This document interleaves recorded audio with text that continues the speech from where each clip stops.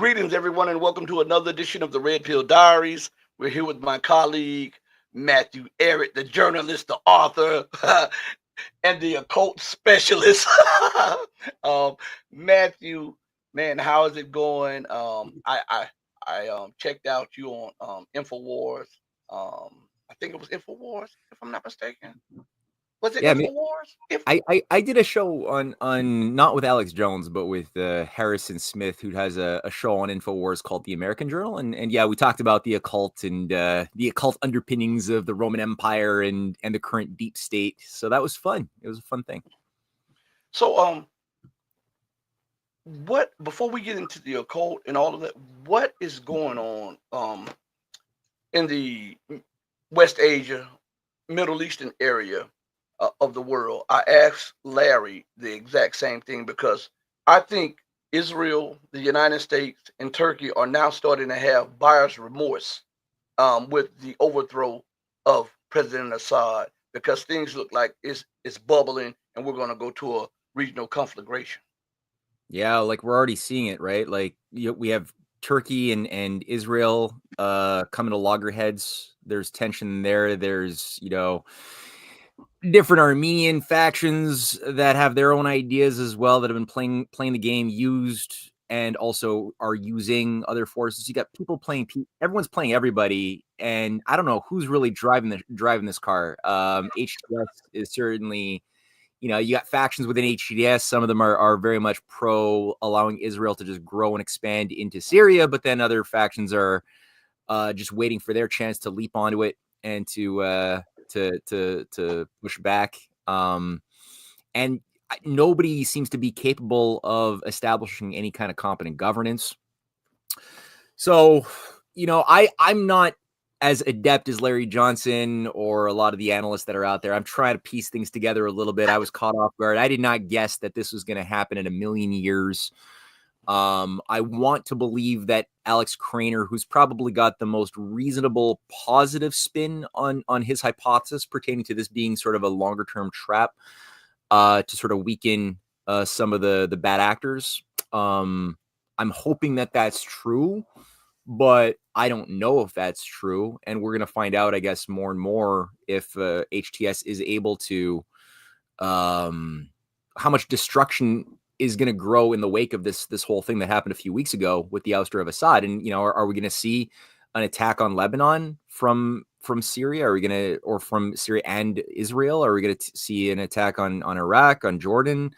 We know that there are these Islamist fifth columnists in all of these countries. That's part of the Muslim Brotherhood connected deep state structure that's sort of pervasive across the Arab nations. So are we going to see these things activated to cause more destabilization that might benefit Israel? I don't know. I don't know. So it's one of these things that I'm just not too comfortable putting any I'm not used to, I don't want to put that kind of language of I know what's going on. I'm not going to, I don't know. Okay, now we'll have Alex. Alex is a frequent guest on the show. We'll have him back on, I think, on the 15th or the 17th of this month. Yeah. Could you just give us a hint of what he said concerning the situation in Syria and how it may be a trap for the different powers?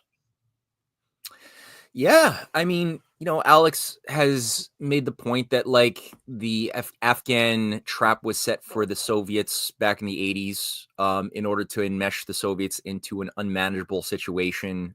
So too, could this possibly have been a similar type of trap to get Russia's enemies, Israel and others, into a situation where they're little proxies that, they didn't have. He made the point that, looking at the numbers, you had 15, maybe 20,000 invading troops from Idlib that were against an army that was up to 250,000 strong, that were battle hardened from the official Syrian Arab army.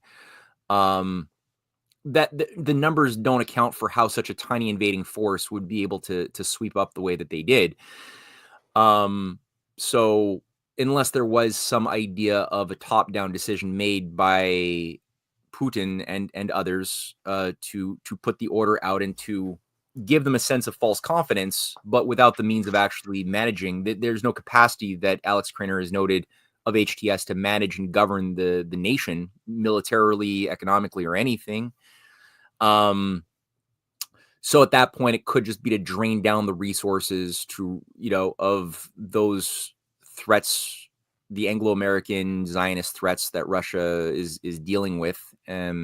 So I'm hoping that that's true. And then maybe having given some sanctuary to Assad, perhaps Assad might be brought back into play. I don't know if that's viable at this point, since so many Syrians have felt deeply betrayed. So for me speaking personally, I don't know how viable it would be to bring back Assad.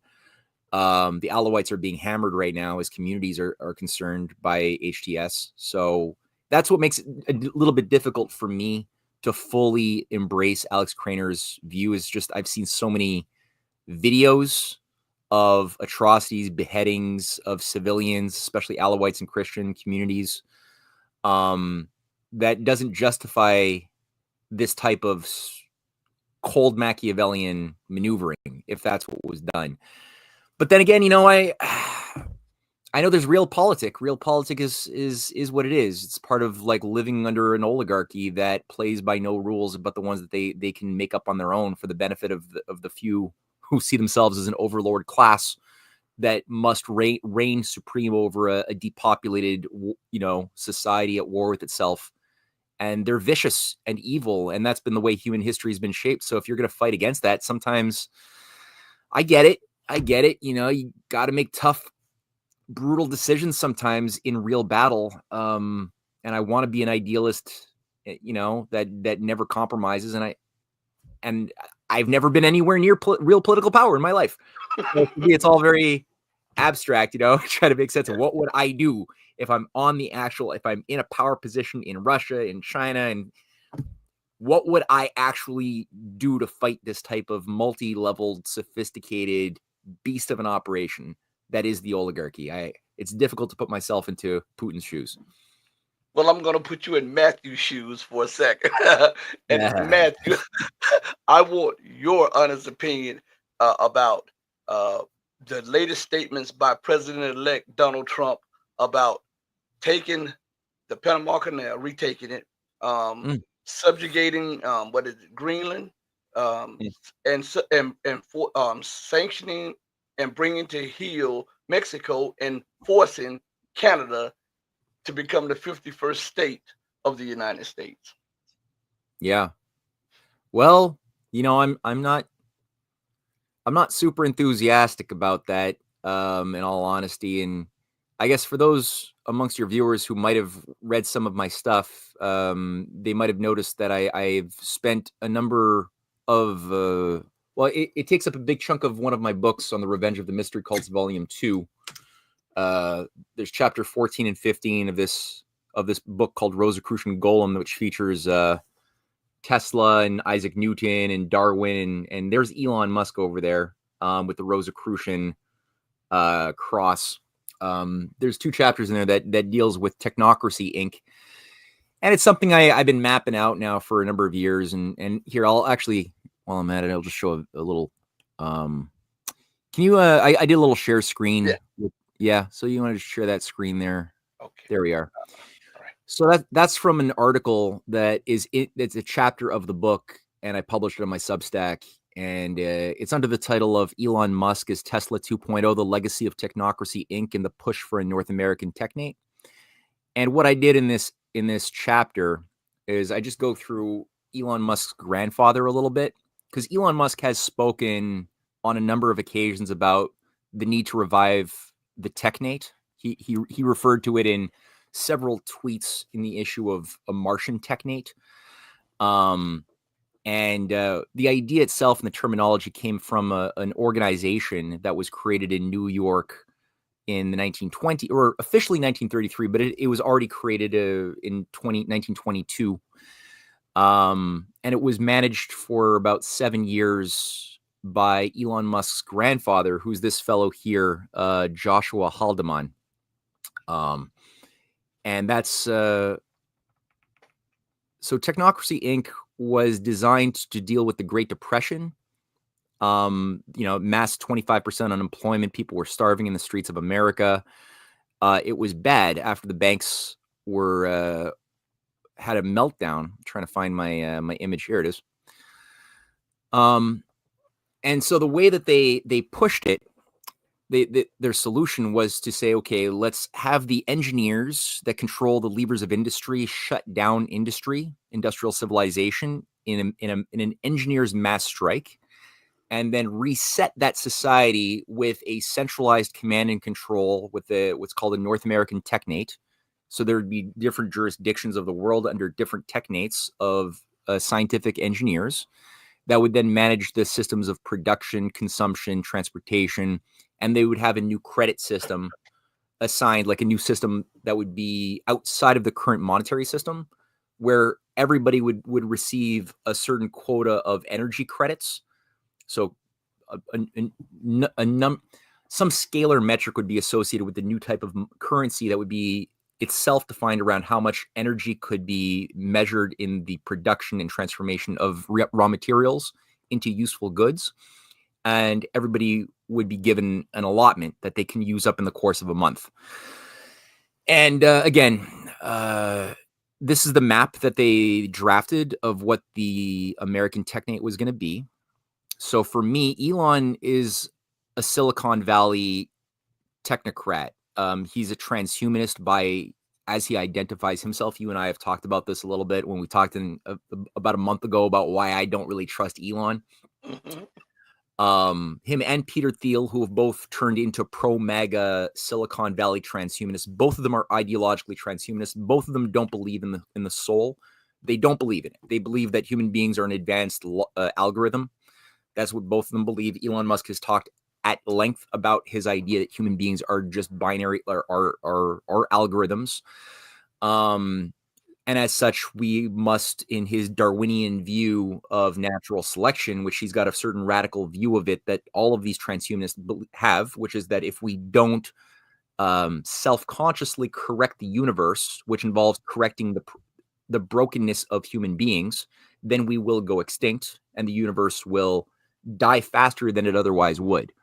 So in order to make the correction of human nature that he believes is a natural destructive thing, if you don't correct it, you need to merge with machines to, with the neural links, neural implants, other things that involve synthesizing human flesh with silicon and becoming more fit. And who would be the ones to manage that evolutionary upshift? It would be the higher master class of already superior people who are part of this thing that he seems to be a part of. And that Technocracy Inc., their base of operations, where they had the most members in the 1930s, was California. So in my assessment, it seems like the basis of the militarization, like Silicon Valley is a military industrial complex hub from the get-go that grew out of the Manhattan Project. It seems like Technocracy Inc., which preceded that, set the stage. It seems like it just was rebranded into Silicon Valley. So what I see now is a dangerous, and as you can see, it's Canada would be also incorporated. Greenland was always a part of it because they represent a certain common geographical climate and control system. Mexico, all the way down to below the Darien Gap, would be absorbed, as well as like northern Brazil and some of Colombia would also be embraced in this thing. So that went away. Now we know that here. Let's just stop that share for now. Here we can in the screen share. Elon Musk's grandfather went to jail in Canada. He was the head of this thing from 1936 to 1942. In 1942, he got arrested because it was part of the mandate called for the overthrow of governments while Canada was at war with Hitler. So, he was on the wrong side of World War II. A lot of the managerial elite of Technocracy Inc. were very much for eugenics, racial, like sterilization of the unfit. So it didn't work out that way. Hitler was ultimately put down. Maybe if Hitler had won, this thing would have also emerged in a much more dominant thing but it didn't. Hitler didn't end up winning. He was put down. So this thing also was put down for a while. And Elon Musk's grandfather found himself taking the family to South Africa, where they became one of the richest white elite families of Pretoria during apartheid South Africa. Like, they arrived in 1949, right at the peak of like the worst application of apartheid rule. And immediately grew into the most prominent family, astoundingly fast. So there was a lot of high-level grooming and protection and support that they were given by forces I don't fully understand, but I think we're probably tied to the ongoing unpunished Nazi high command that was never punished at Nuremberg, but was given more support in Latin America, especially Argentina. South Africa's apartheid rule is inextricably connected to that unreconstructed Nazi machinery that continued on after World War II in the form of Operation Gladio. It also, was tied to the growth of Israel as a Zionist state, which at different times had leading Nazi advisors advising the Mossad, as well as various Arab governments, including Alois Brummer and God, there's a whole nexus of these high-level Nazi killers who were given jobs by Alan Dulles, by British intelligence to manage, West German intelligence under the Reinhard Gehlen apparatus. We know that many of these were brought in to the United States. They were installed into universities at the University of Chicago and other places. We know that many of them were brought into the U.S. military. The Mengele apparatus was brought into Fort Detrick, Maryland, as well, and was given a role with Shiro Ishii of Japan, and his bioterror units were not punished. They were brought into Maryland, and that became the groupings that were assigned to grow the bioterror apparatus and laboratories that were part of the U.S. military-industrial complex.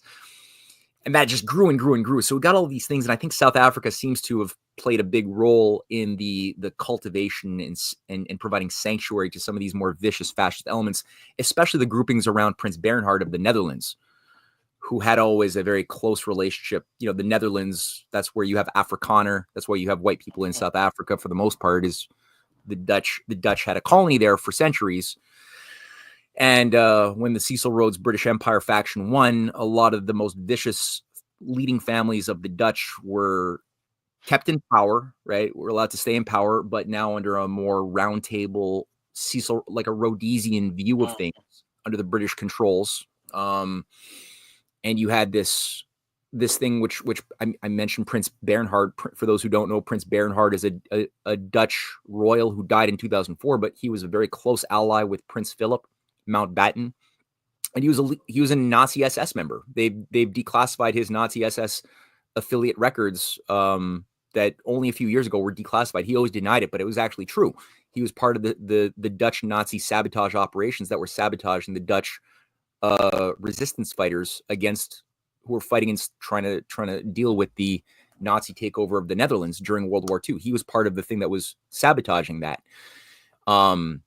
So this is like part of the thing that Technocracy Inc. was interfacing with. This is the thing that I didn't mention this, but Joshua Haldeman, after getting arrested in 1942, he didn't immediately go to South Africa. He then became the head of the Saskatchewan Social Credit Party. That was a party that was set up by a British occultist by the name of Major Douglas, C.H. Douglas, who is a weird follower of Gurdjieff, as well as A.J. Orage, who is another British theosophical occultist, a Luciferian, who ran the New Age magazine, and who is actually the one to coin the term social credit in 1919 for C.H. Douglas. And social credit was basically just another form of, as far as I can understand it, a mystical anarcho-syndicalist political philosophy, which at different times, it didn't really get into power. Like, people who were followers of this didn't achieve power, except in the case of Alberta and BC. And in those cases that they did, it was more, they used the name social credit back in the 30s and 40s, those members who became the premiers of those governments. But they were more pragmatic. They were just doing their own thing to build the economy. They weren't following the ideology of Douglas. But Joshua Haldeman certainly was a devotee. Unit 731 is correct. Yeah, not 70. Whatever I said, if I didn't say 731, then I'm sorry. Yeah. Unit 731 is the Japanese bioterror unit. Now, Joshua Haldeman was an ideologically devoted follower of C.H. Douglas and became the head of that party, ran for the prime ministership twice, or ran for the members to become a member of parliament twice between 1942 and 1949. And Douglas was writing letters to Hitler, basically marketing social credit to Hitler as the best thing for Nazi Germany to apply after they win World War II, which it seems Hitler was actually looking at as the most likely thing. And it would have been basically a system. If Hitler had won, the idea was to have these communalist, local controlled regions that would be very bottom up, kind of like 15-minute cities with an Aryan initiate that would be the warlord or the lord that would like manage a certain jurisdiction. And you'd have sort of a back to nature philosophy associated with it. And everybody would be inclined to think so locally that they couldn't see what the whole was doing. And Heinrich Himmler was actually creating some of these test colonies for what the post-war world was going to look like. Under the Annenalba, the occult science archaeology bureau that again was very closely allied with Aleister Crowley, who is very closely allied to A.J. Raj, and all of these networks that Elon Musk's grandfather is very like interfacing with directly, not even like a 1 degree of separation.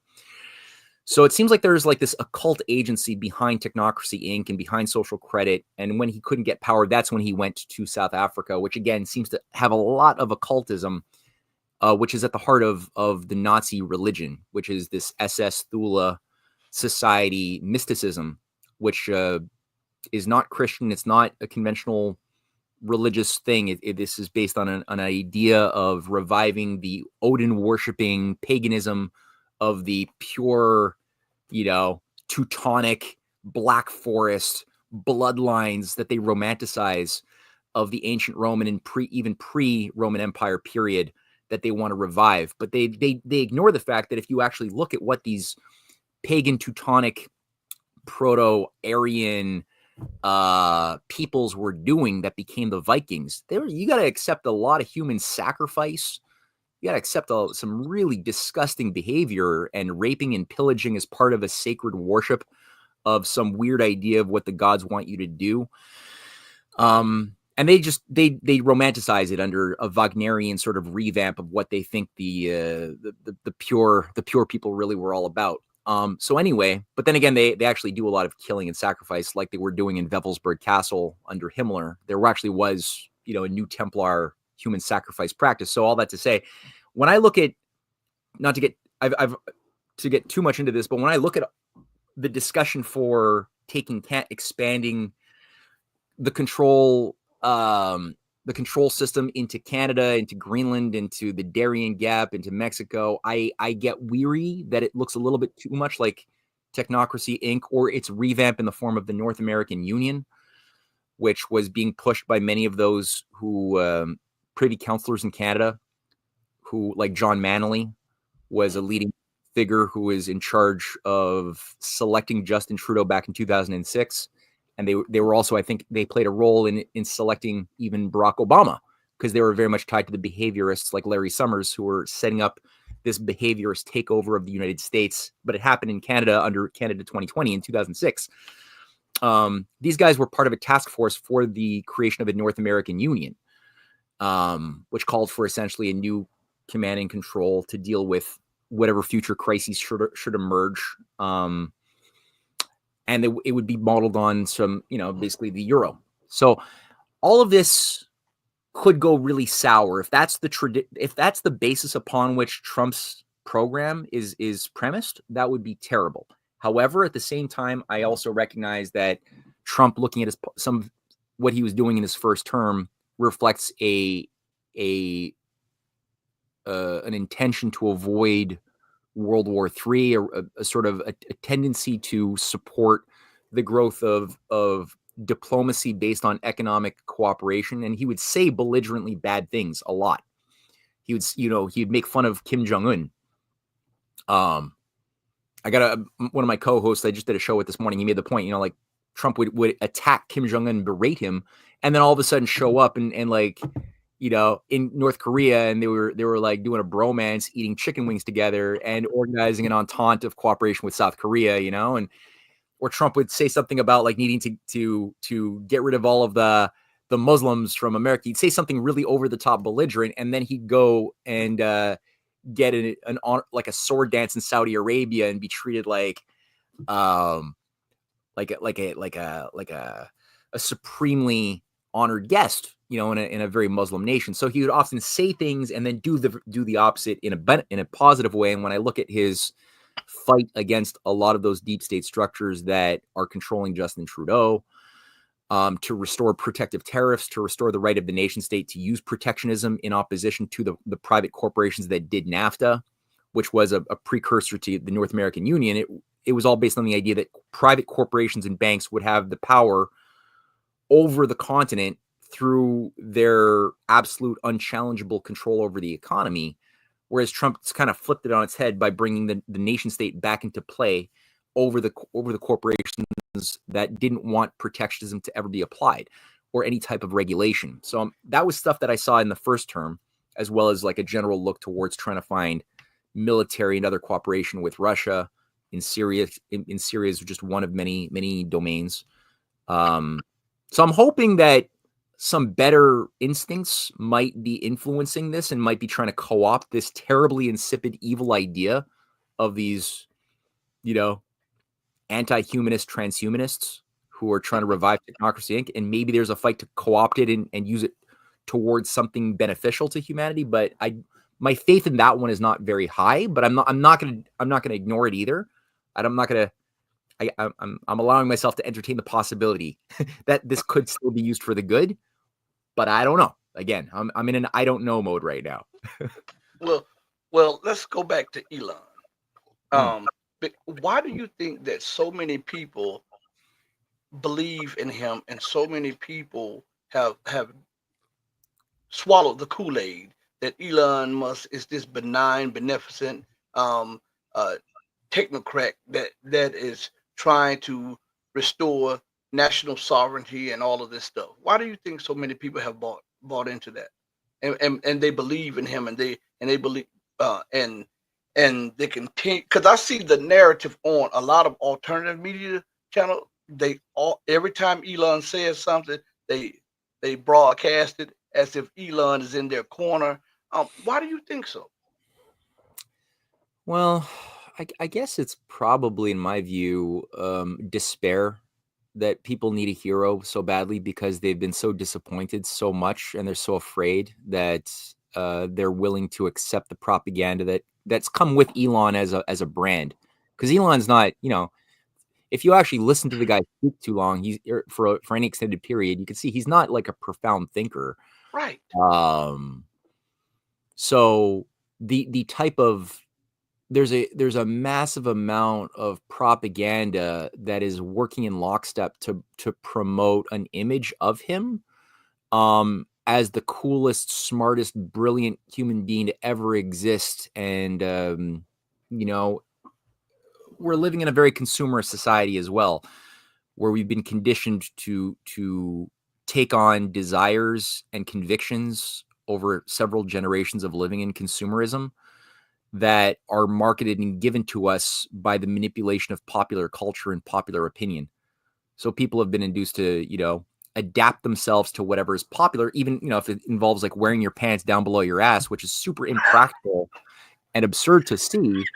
But yet whole generations have adopted this super impractical way of walking around with your clothing down your ankles, or your so because it was marketed that way by a bunch of racist, mafia connected record executives who just wanted to, I guess they were getting a chuckle out of it to see, what could people be inclined to do.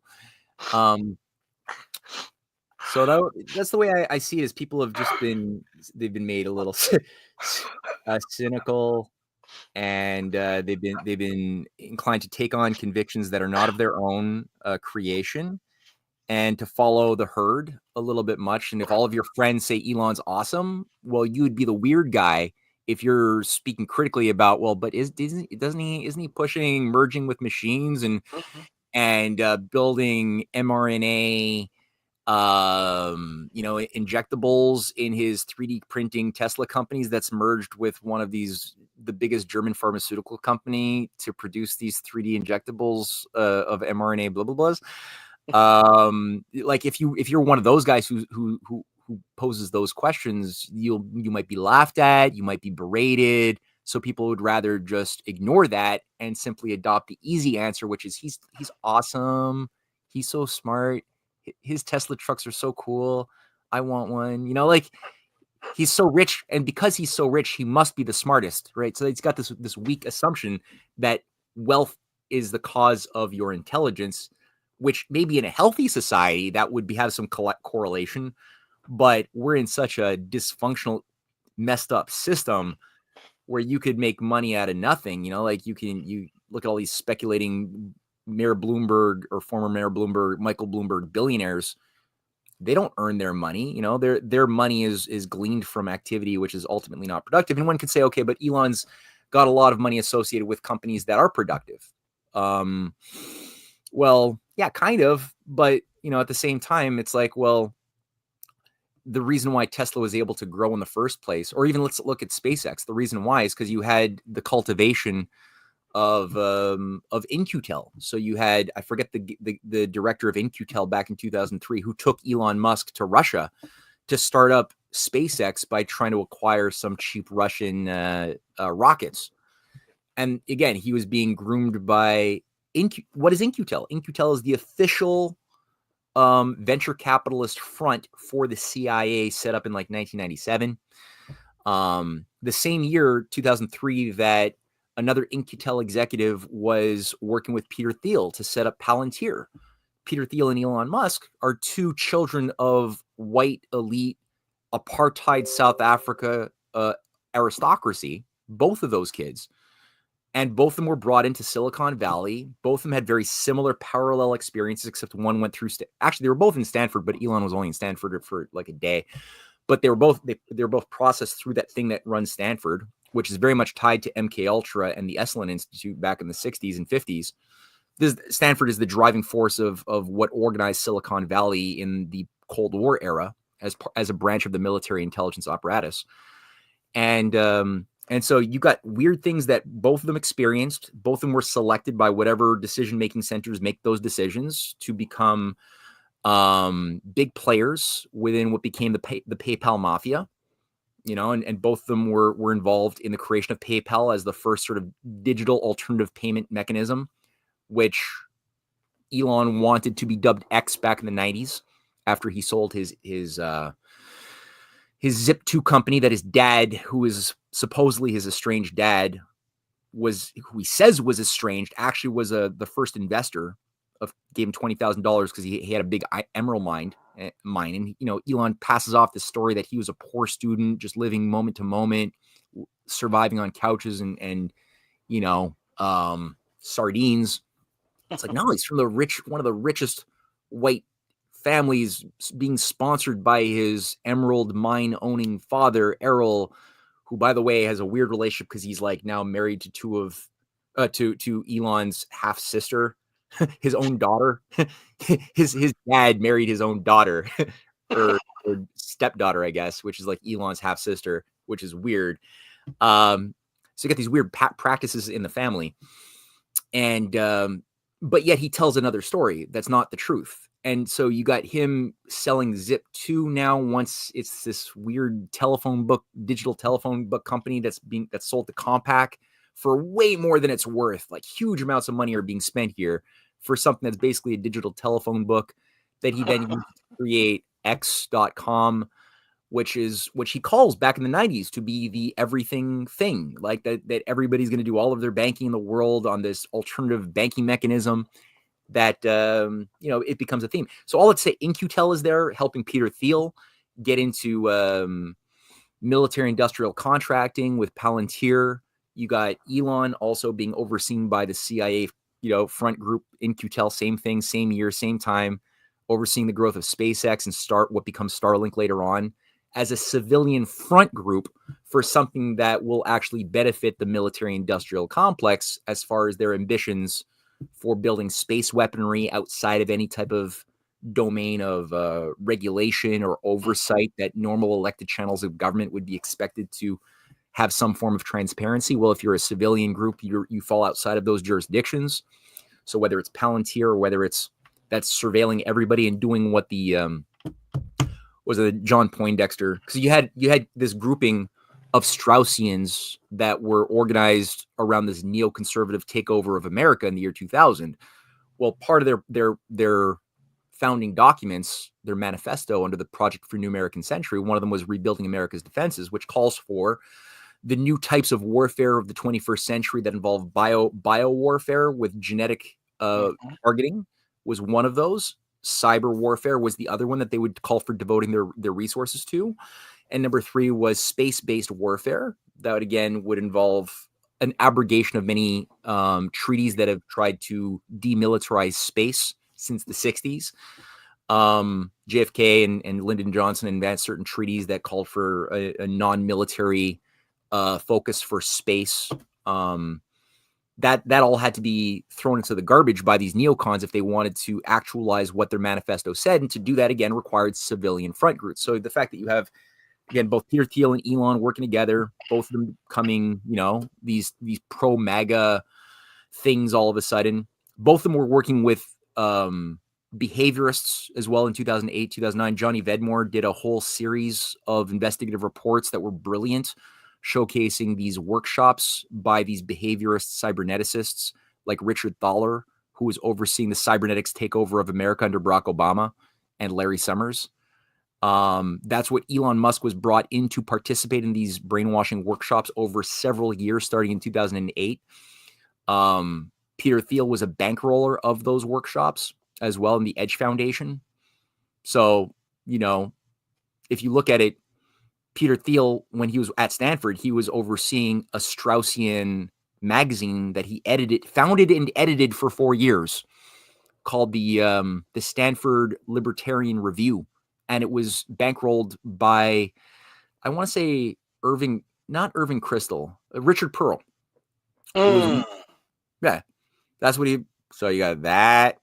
And then, you have John Poindexter, who's another Straussian, who's overseeing the Total Information Awareness Program in 2003 that calls for this all-seeing eye of Horus thing, looking down and incorporating all of the branches of surveillance to create a global surveillance dragnet over Americans, but also the world under the 5 eyes.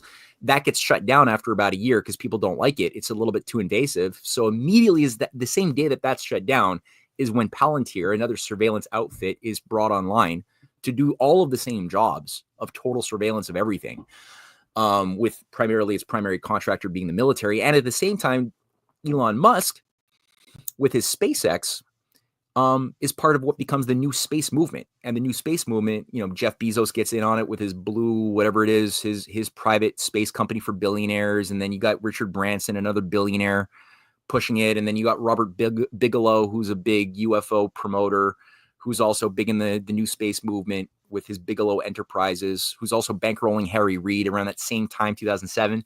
And what they're doing is they're putting their people into positions of administrative control in NASA. So they're ensuring that NASA breaks itself from within. So they make it this overbloated, incompetent behemoth of a bureaucratic mess that can't do anything.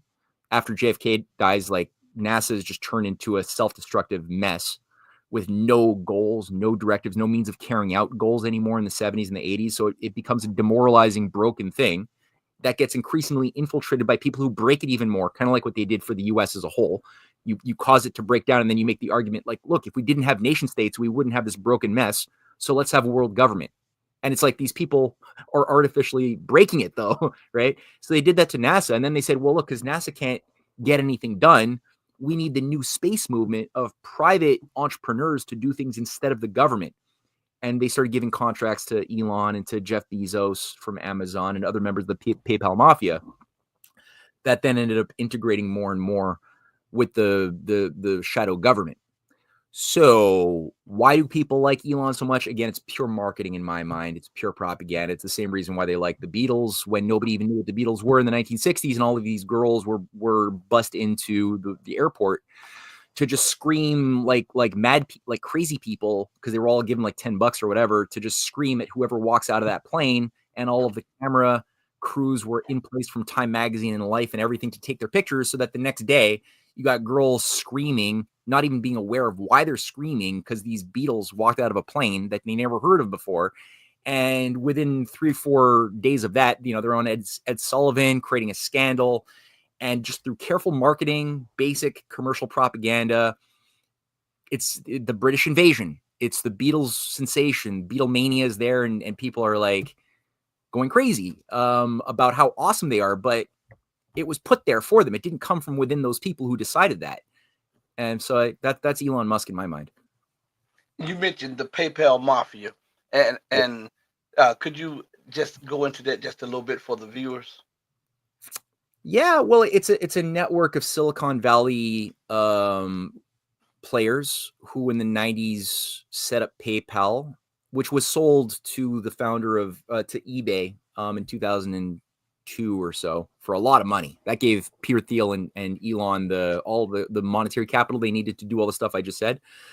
But it's basically a small network. Whitney Webb has written quite a bit and extensively on it, which people can just Google PayPal Mafia Whitney Webb.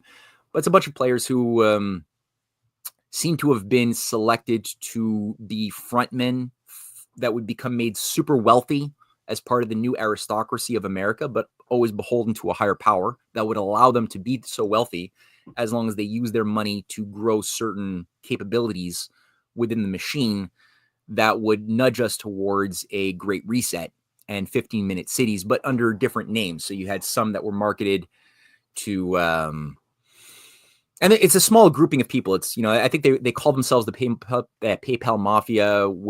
There was like a Time Magazine piece back in maybe 2011 or something that covered this particularly influential grouping. Oh yeah, Johnny Vedmore. Shelley just made a point. Johnny Vedmore did great work on the PayPal Mafia as well.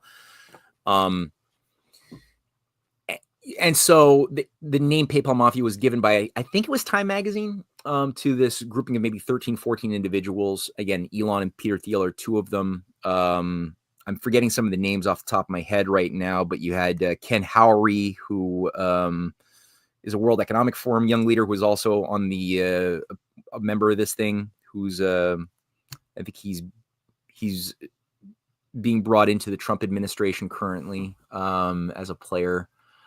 But yeah, it's basically cardboard cutouts who are designed to have little stories built up about their awesomeness, and that can feed their egos. They can TED Talks and stuff, but they will always be beholden, kind of like Golem. So if you think about not Lord of the Rings Golem, but the Golem from the Kabbalist story that from the 15th century of the Kabbalist mystic rabbi that wanted a bunch of servants.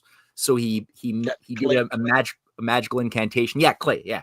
And he made a little servant out of clay and did a magical working and infused some life into it. And it became his mindless Frankenstein monster.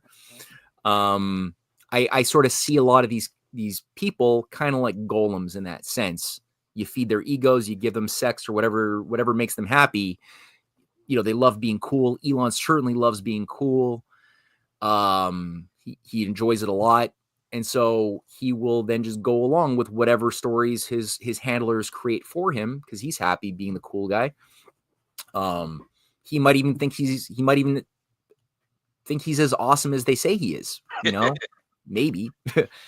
But so, yeah. But Matthew, let me interject 1 second. If this is the case, and we see that Elon is in Trump's corner, and we see another person, I forget the guy that you said that is being brought into Trump's inner circle. What is that saying about Trump and his administration? It's dangerous. It means it's being infiltrated badly. So you got two choices there that I don't have full answers to. Either Trump is being infiltrated. He was, if he's an authentic person, with an authentic patriotic nationalist impulse, as I hope he is, because I did follow him very closely in the first term. The battles he had were pretty serious battles. There was an obsession to take him down. I do think that they really preferred to get Hillary Clinton in power instead of him in 2016. So he did a lot of positively disruptive actions that would be conditions upon which any type of nationalist revival in opposition to this one world government agenda would be necessary. The removal of the U.S. from the Paris Accords, the exit from the World Health Organization, the abrogation of World Trade Organization programs for global free trade, the restoration of protectionism, the forcing of the CIA to be extracted from conventional military operations, the defunding of the National Endowment for Democracy. Like, he did so many of these things. The fighting to get some sort of a peaceful reunification process going between South and North Korea, like the cooperation that he forced upon the U.S. military and the Russian military in Syria to start cooperating for the first time. The effort to build a U.S.-China trade relationship based on the U.S.-China trade deal, to build back the industrial base that had been destroyed by 50 years. Like, all of those things I see as real. I followed it very closely. I see that as like part of an authentic fight that he was trying to bring in. So if that's real, if that wasn't all a fake, and I don't think it was, then he's being infiltrated heavily and is making compromises with people he thinks he can use to his benefit. If that's the case, I hope he's got some damn good collaborators that are very wise and able to navigate this sort of thing, because he's dealing with the devil, which worries me. The other thing too is JD Vance is a Peter Thiel tool, right? That's part of, I think, one of the things hanging over his head as a bit of a sort of Damocles, is the fact that he was induced to select JD Vance, whose entire career coming out of Yale was entirely patronized by Peter Thiel. Peter Thiel is a Knight of Malta, the same Crusader knighthood that was formerly known as the Knights Hospitaller. That became rebranded as the Knights of Malta in 1530, and the Knights of Malta are behind, I think, the most top-down controls of the shadow government of Canada and the United States. All of the founders of the CIA were members of the Knights of Malta, like a very high-level initiatory knighthood. And not every member it's like the Freemasons, right? It's not every member knows what it's about. But if you're brought into the inner sanctum, you do know what it's about. It's again based on an initiatory experience. So is Peter Thiel a low level? He's definitely got more of a brain than Elon. I read he wrote a very insightful essay called The Straussian Moment in 2007. And it's a very insightful essay. I encourage everybody to study his essay, which goes through it situates him as a self-identified Straussian, keeping a secret doctrine for the inner elite. And he cites its continuity from Thomas Hobbes's secret doctrine to John Locke's secret doctrine to the secret doctrine of Plato and Jesus, that he believes was a secret doctrine known only and passed on only verbally to high initiates, which is where these Neoplatonic Hermetic Kabbalists, who the Straussians grew out of, they all believe in like this dark, teaching for only the master class to know, whereas the slave class must have a more lame, exoteric teaching of whether it's the Bible or the Torah or the Quran or Plato's texts. So he situates all of that, Peter Thiel. And so because he's much smarter, again, I'm not saying that he's his own man, but he's more smarter than Elon.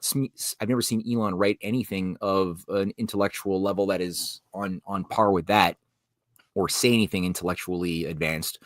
It means to me that, okay, he's probably a little bit higher up in the chain of command in the Knights of Malta. He was also made a steering committee member of the Bilderberger Group, the same Bilderberger Group that was founded by that former Nazi Prince Bernhard, who also co-founded the World Wildlife Fund for Nature in 1961 with Prince Philip. That same Mountbatten, Prince Bernhard, founded this thing as the driving force of all evil that happened over the last 60 years. that spawned the World Economic Forum in 1971. That was a sub branch of the Bilderberger Group. So to be on the steering committee member, like only George Ball gets to be a steering committee member. Henry Kissinger, that's reserved for very few people. So for a guy like Peter Thiel to be that is very bad news. And JD Vance, again, having his whole career backed up by Peter Thiel to, he was part of Thiel Capital Management early on out of school. His Senate career was entirely funded by Peter Thiel. I think it broke world records for the amount of funding from one guy into a Senate campaign in 2022. So it seems like that's sort of the insurance policy. If Trump does something too far out of step, I think he's allowed a certain amount of flexibility, but only a certain amount. They could easily get a President Vance in as well, which would be a much more cooperative, obedient stooge who's got a lot less personal knowledge of how the world works, much more inclined to do whatever his handlers are telling him to do than a Trump who's got a little bit more life experience, more street savvy. So that's, I think, the danger that Trump probably is aware of, I would imagine.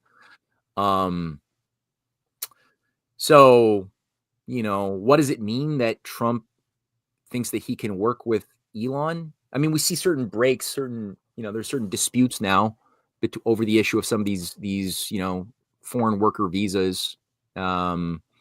Kind of healthy to have some of these fights break out, but I don't know how much they would allow a breaking of paradigm, because I think that going the Elon direction would be pure Technocracy Inc. I think if Trump's general instincts for peace with Russia and China and other countries that would rather work with the United States, as well as general reconstruction of our infrastructure and our industries, if that was the thing that was leading the show, then yeah, maybe Canada could be liberated from the British Empire that's kept us from developing for 200 years. Maybe that could be a fine thing, I guess. But it really has to be done for the right reasons, and I'm still waiting to see where that's going. But I'm not happy. I'm not. I don't think this is moving that well right now. Exponent Zero says, and he's talking on something that I was getting ready to bring up. He says Trump was a silver spoon rich boy who swindled his senile daddy out of money for his stupid business ideas. He is a failed casino owner, ran beauty pageants and professional wrestling and other scams. And then he goes and says, which is the part that I was getting to, not that part. His mentor was Roy Cohen, who ran the Epstein like honeypot operation for gays. And yeah, and if you listen to former co-founder of Scholars for 911 Truth, I had him on the show Monday. Not Scott Bennett, but Kevin Barrett. He goes into the founding of Trump and where Trump gets his money. So my thing is, could some of the stuff that go on that he did be a head fake? Because sometimes I notice this about leadership. They sometimes put their finger to the wind to see what is driving the people and what is the next major issue. And sometimes you try to get ahead of the curve and offer an alternative, but not so much an alternative. You do certain things as to cement your legitimacy in the eyes of the people, but on the supreme issues, you either don't address or you say that they were impeded by the powers that be to keep you legitimate, even while you are in power because of the powers that be. Could that be another? No, it's possible. I mean, that was one of the reasons why I actually didn't like Trump and attacked Trump. I was a political activist in 2016 with the LaRouche organization, the Schiller Institute. I was doing that for about a decade, and at that time, I was doing it pretty much full time. And it was because of all of the associations with Roy Cohn that I was also very anti-Trump. I thought it was a giant head fake, and it was only about 2017 that I started re-questioning some of that. I guess I had also started reviewing some of the past debates going back to 2012 that I just ignored. I didn't pay attention to what he was doing in those debates because it was like a giant clown show to me. That I was like, okay, it seems like there's some consistency in your fight and in your approach that goes back quite some time. And then I started seeing policies he was doing that involved things I knew needed to be done that did involve, it seems, a massive backlash against the deep state. So it had me sort of change my negative view of Trump on that front. The more I saw him like kill the TPP and other things, or bring in the Glass-Steagall discussion to break up the Wall Street banks, but then he stopped talking about that. He just talked about it for like a year, and then he stopped. So part of me is thinking, okay, well, is he completely a mafia stooge? Like, do I have case studies of people who did well politically, but who had like shady early origin stories? And yeah, I mean, I've got case studies like JFK's family, the Kennedy family were highly enmeshed with the mafia, and even the British aristocracy. JFK's father was on the pro-fascist side of the Wall Street, City of London war machine. And his family was eyeballs deep in black money, and yet at a certain point he just didn't let his conscience die. And when it came down to actually acquiring positions of actual political power, he was using it to things that ultimately ended up getting him killed. But he did a lot of good for that period of time that he was a congressman, a senator, and then a president. Especially as a president, he did a lot in those 3 years as a president that showcased some amazingly, impossibly good things that pissed off some of the most evil beasts in the world. And he broke with profile. They thought they could control him because he was part of the Kennedy family. It's a dynasty. They thought they could control his brother, who was part of the same thing. But Allen Dulles was a Kennedy family friend, would come to the Kennedy family mansion since JFK was a little child. So Allen Dulles was like, we got this guy. He talks a big talk, but we got him. So I've got precedents like that. So I can't say just simply he's guilty by association. Like my seeing him as he could have like learned certain lessons from Roy Cohn while he was in his not association, but when he had a relationship with that dude who was, again, super bad. Like Roy Cohn is, he what that person said is totally true. He's the advisor of McCarthy during the communist witch hunt in America. But and at the same time, yeah, like the things that he made his money on are not the most virtuous things ever. Casinos, resorts, beauty pageants, World Wrestling Federation. Like, I don't like any of that. I'm not a fan of any of that stuff. Maybe, okay, hotels, fine, a resort, okay, sure. But like casinos, Miss Universe, whatever, like that's not a sign that you're a great builder. I agree. I'm just getting, I guess, a sense that he does know how to build things.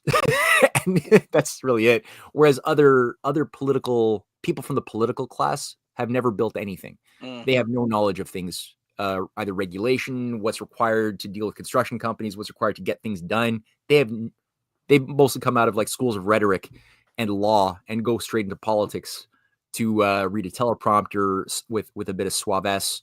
Whereas Trump seems to have gotten a bit of experience in the real world, building relationships and other things with people in Russia, China, Saudi Arabia, within all sides and walks of life within America and South America. So I'm just saying like that a certain quality of insight comes with that type of life experience. As far as does that make him, are these proofs that he's actually a real patriot nation builder? No, those are not proofs. That just means he's of a different species than your typical business technocrat type. He's got things that I don't like that give me the goosebumps. Like he's got a Kabbalah advisor, from the Rabbi Berg, popular Kabbalah groups that were set up in the early 70s.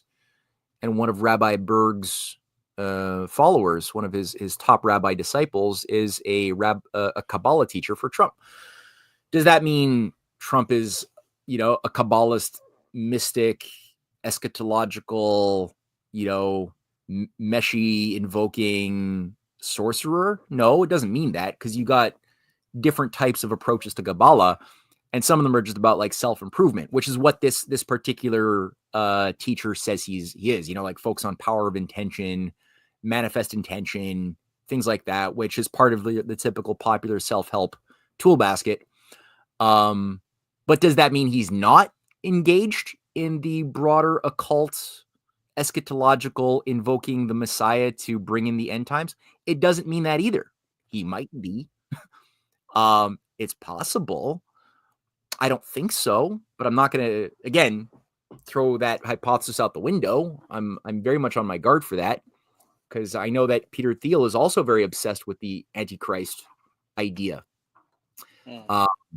And in my research, I've noticed that Luciferian Satanists, under things that are outgrowths of the Rosicrucian, Hermetic Order of the Golden Dawn, and the esoteric section of the Theosophists of the 19th century, are all over the story of the 20th century slide and decline of America. Everywhere. Ordo Templi Orientis, New Templar orders. It's not just behind the growth of Nazism, which it was.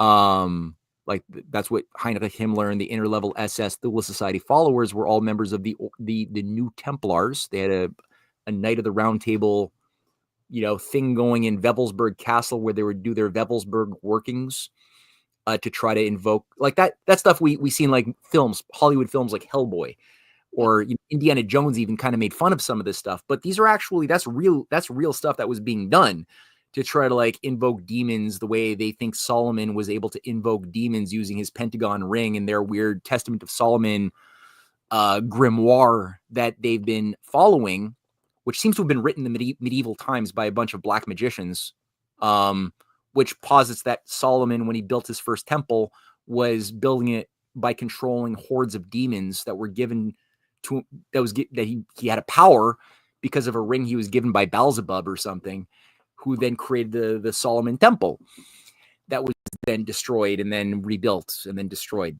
and that they want to rebuild. So the that was what the Nazis were doing. They were doing those types of magical workings a la Aleister Crowley. That's what Michael Aquino, the colonel who had above top secret clearance in the military, who was a leader under Edward Lansdale in Vietnam, managing Operation Phoenix. That Michael Aquino, who was the disciple of Anton LaVey at the Church of Satan. Michael Aquino, who created his own Temple of Set to usher in the age of Set in 1975. That guy, who then created Mind Wars with Paul Valéry. That Michael Aquino, who was bringing in Satanism and as an authentic, recognized religious doctrine into the U.S. military, and whose Mind Wars was what was used to train all of the 4th PSYOP battalions at Fort Bragg and others. That Michael Aquino, who's leading disciples who went through his process in Fort Bragg at the Men Who Stare at Goats program, that was bringing in like Jedi warrior programs and other things. That became the heads and operational command of Desert Storm, and then oversaw things like 9/11 and the Forever Wars, that he even talked about how great it was that he did that. That guy, who then promoted QAnon early on before anyone else as like this great white brotherhood, great white lodge of white hats that are out protecting us from the black hat, great black lodge. That Michael Aquino was doing his workings in Wewelsburg Castle, following the practices of Heinrich Himmler in 1979, 1980, and he wrote about it in 1981 publicly about his workings and how he was assigned, as he believed he was the reincarnation of Aleister Crowley, to bring in a new age of Set, just like Crowley believed he was bringing in the new age of Horus in 1904 with his channeling, of demons that gave him the book of the law and the law of Thelema that he infused into the Argentum Astrum, the Star of the East secret society that he created, and the Ordo Templi Orientis that he took charge of, and that was infused into the Nazis. That Thelema was brought into the Nazis as one of the core internal, foundations of the religion. The law of do what thou wilt must be the whole of the law. That Aleister Crowley brought into California as well through the Agape Lodge that Jack Parsons and L. Ron Hubbard, who went on to create Scientology, were leading as disciples of Crowley.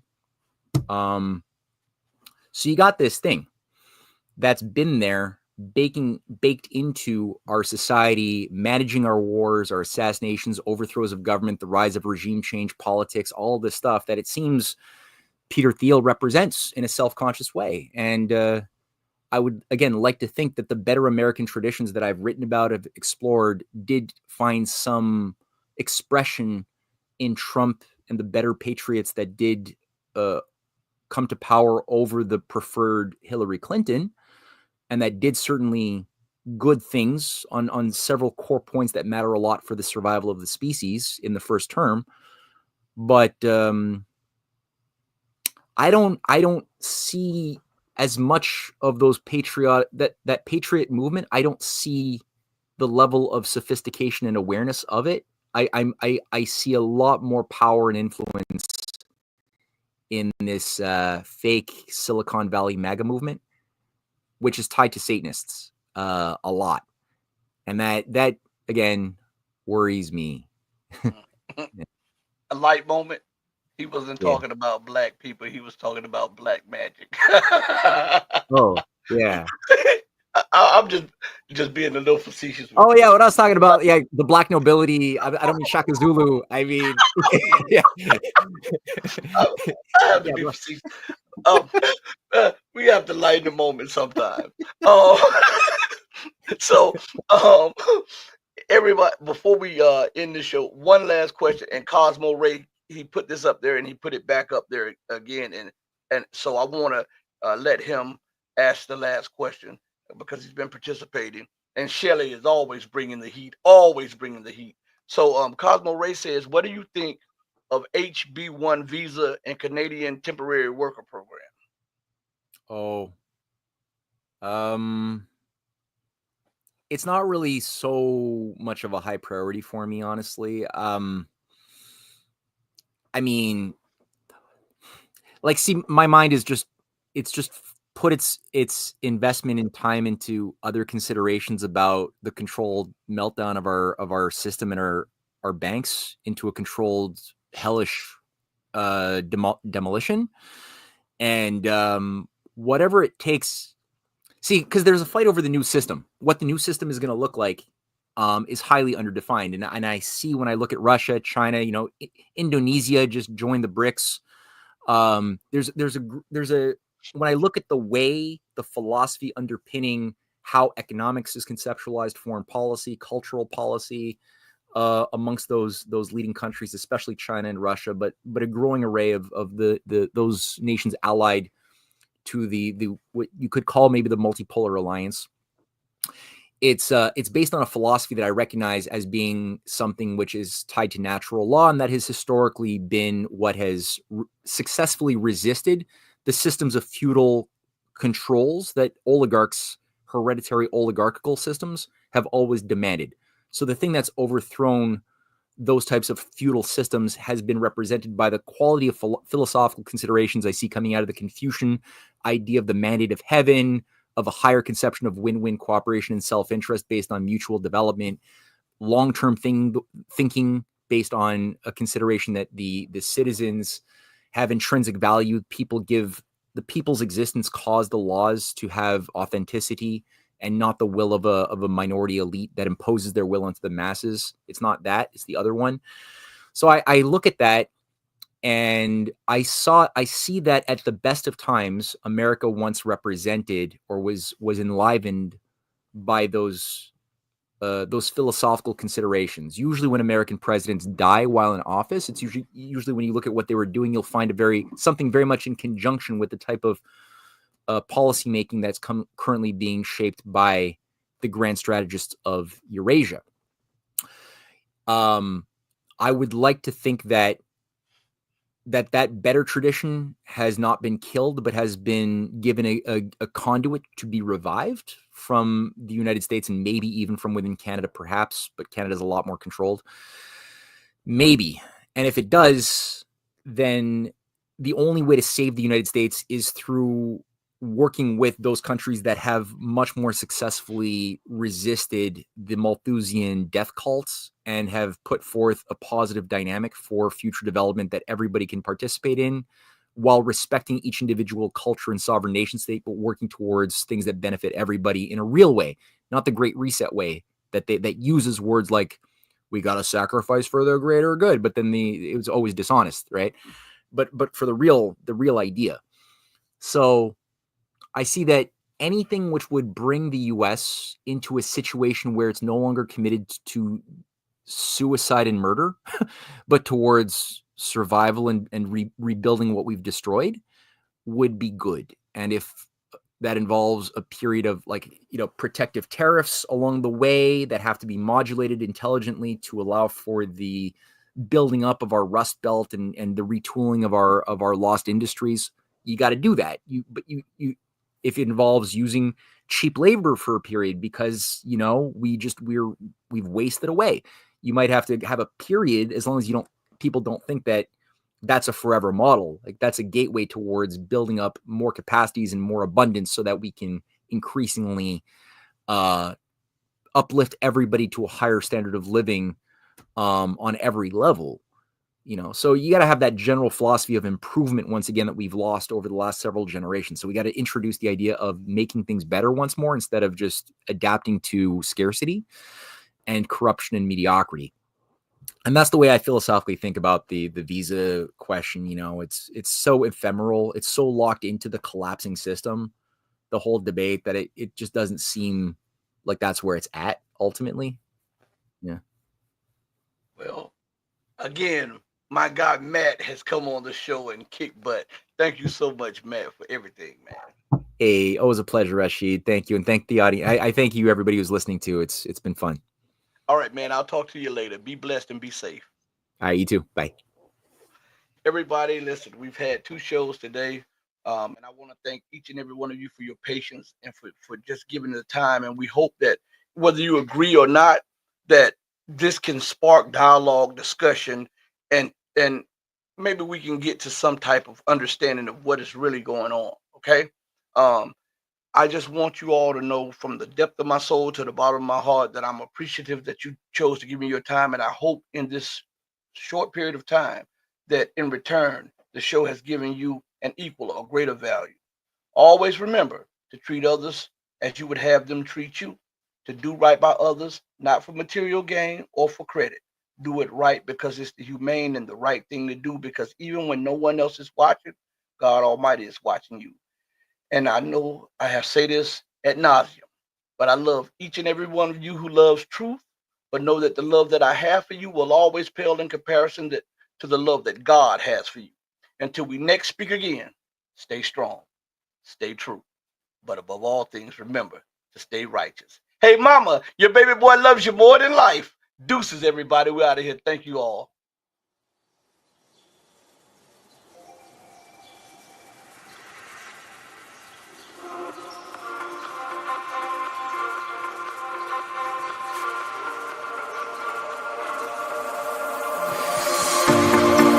Told you to walk away. That was my first and last mistake. I'm blue without your face. But what can I do? 'Cause I'm just a sinking ship, and you're just a